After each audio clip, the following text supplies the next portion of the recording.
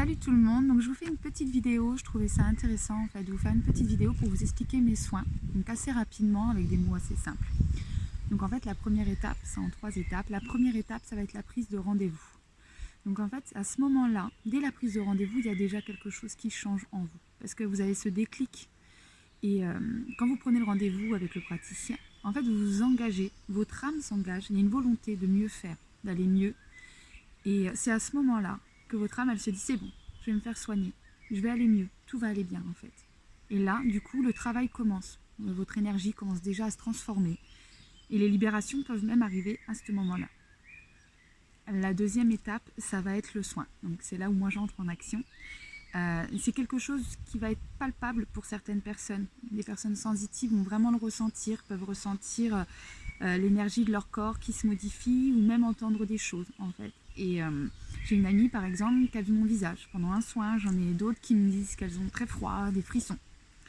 Donc c'est pas régulier, il n'y a pas de règle en fait, c'est pas régulier. Moi par exemple quand on me magnétise, j'ai ma magnétiseuse à moi perso, elle est très bien, ça travaille, son boulot est toujours vraiment très efficace, mais par contre je ne ressens pas en fait quand elle me magnétise.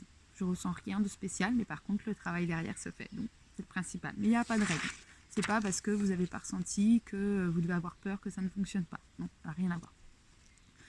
Donc il peut aussi y avoir un décalage entre le moment où je vous fais le soin et le moment où vous le ressentez.